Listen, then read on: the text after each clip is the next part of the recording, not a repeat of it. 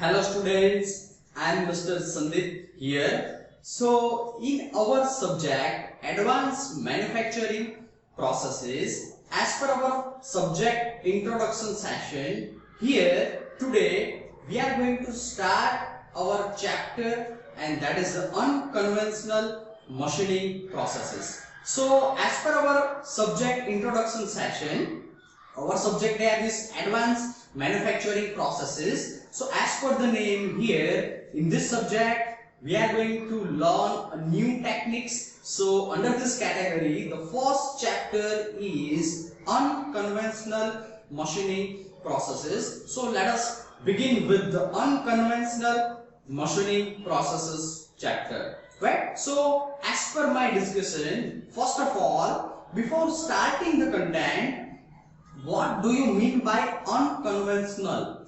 So first of all, I want to share what do you mean by conventional.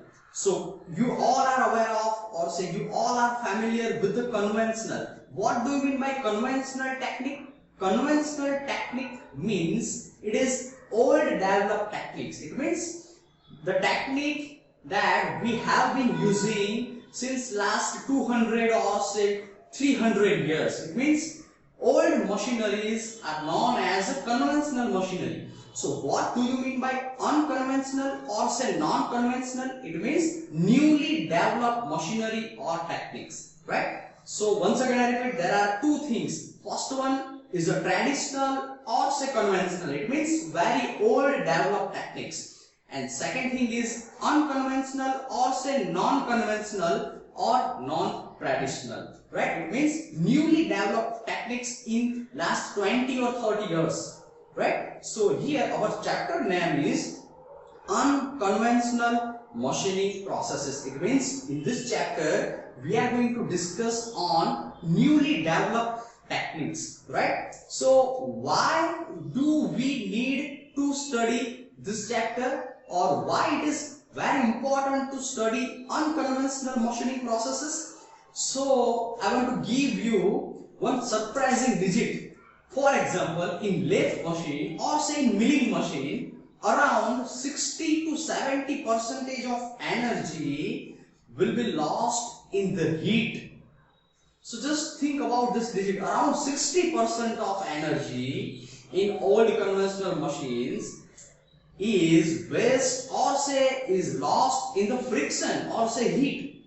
That's why we have to develop some new techniques in which friction or heat loss will be minimum, right? So that's why we need to develop or say we need to study these new techniques, because unconventional machines like lathe machine, milling machine, drilling machine, in all these machines the loss or say the friction or heat loss is more, right? So here in this slide I mentioned the need for unconventional machining. The first need is, in the conventional machining the energy losses are very high. That's why we need to think new developed techniques, right? So there are many things here I mentioned in this slide. For example, your purpose is to make the hole which is having a square cross section. For example, you are going to make one hole in one thick sheet metal. For example, your hole geometry is a square hole. It means your hole is having a 15 mm by 15 mm cross section, right? So it is difficult for conventional machining or say conventional machines to make this type of hole, right?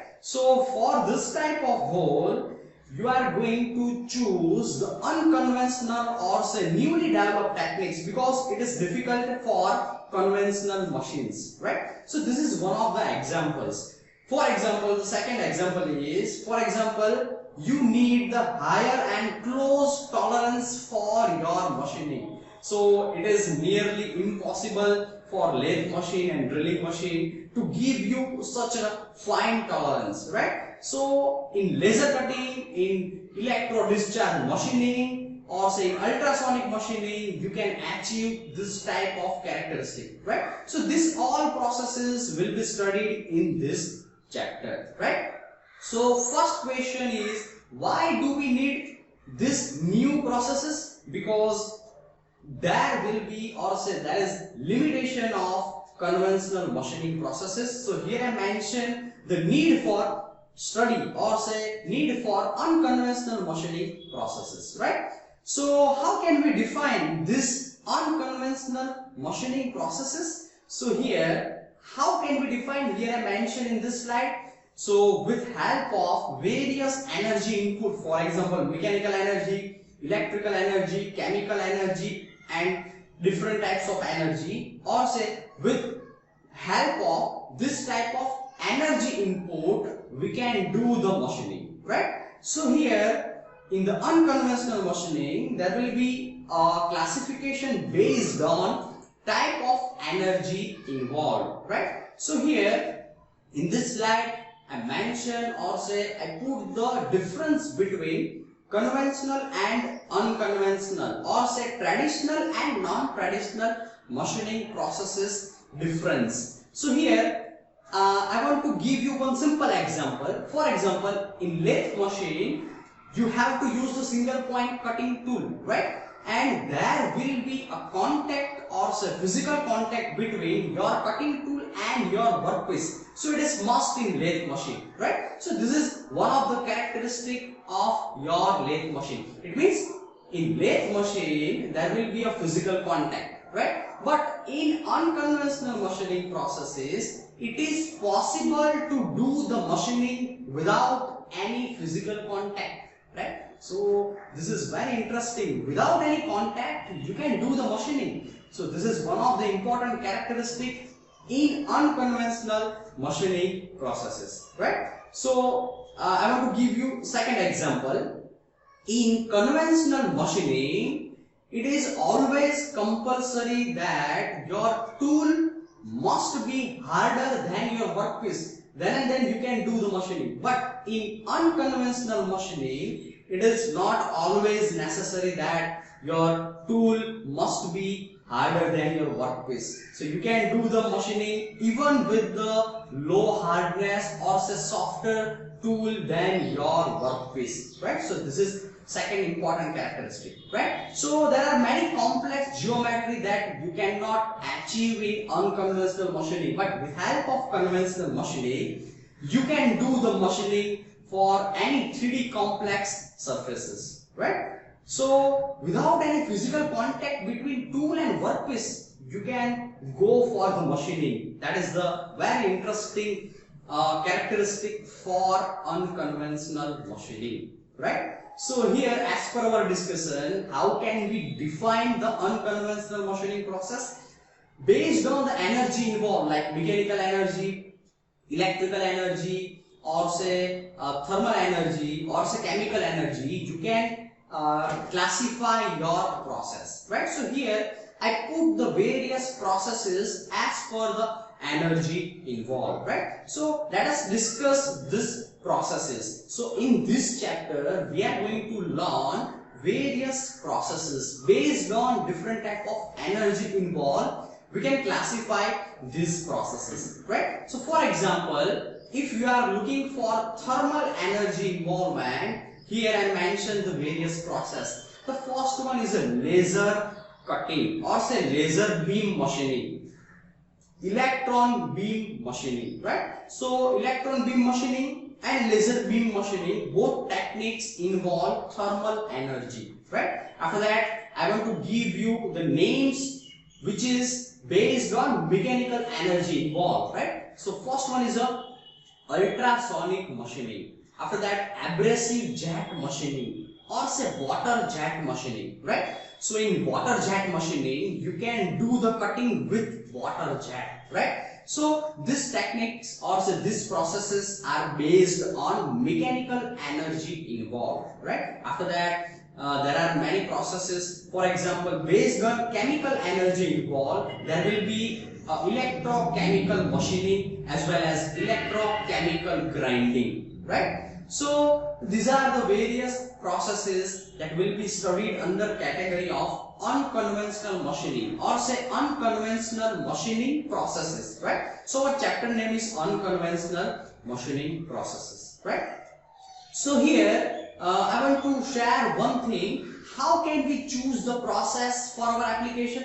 So there are many criteria, or say for the process selection, you need to study your requirement first. For example, here I mentioned the various process capabilities for various type of your products, right? For example, which type of shape you are going to achieve in your workpiece, or say what is your purpose. Based on your purpose and based on your machining geometries, you can choose your process.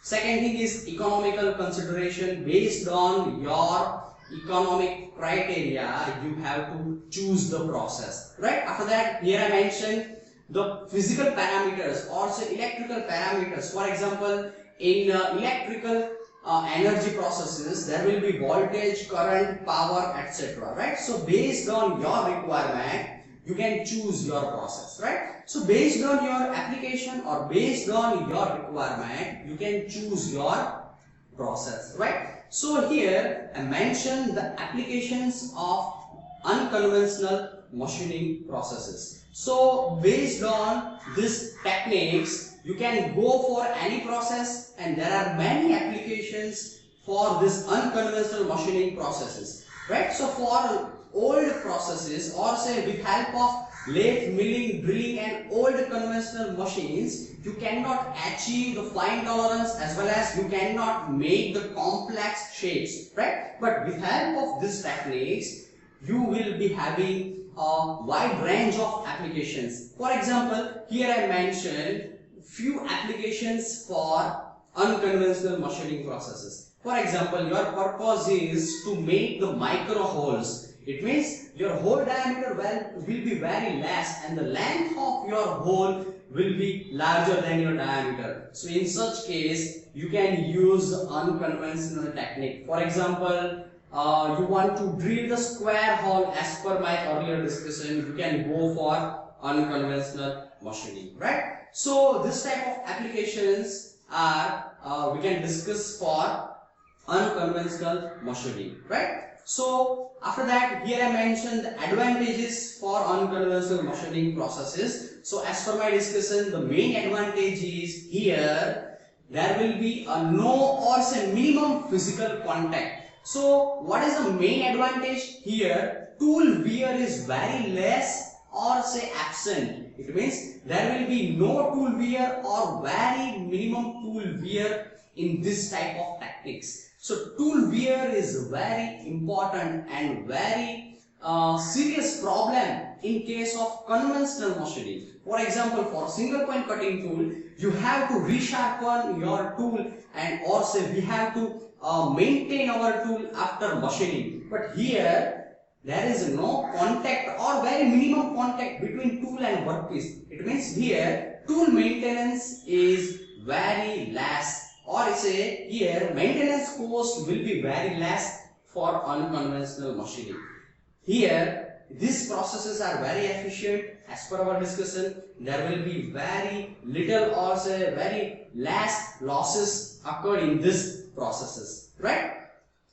On the same side, here I mentioned the limitations. It means here initial costing is higher in case of this unconventional machines, right? So initial or say capital cost is also higher. It means these processes are more expensive. So in case of some processes, the metal removal rate or material removal rate is very low, right? So for a few processes, there will be limitations also, right? So this is all about the various unconventional machining processes, introduction and characteristic and differences between conventional and unconventional machining processes. Thank you all of you.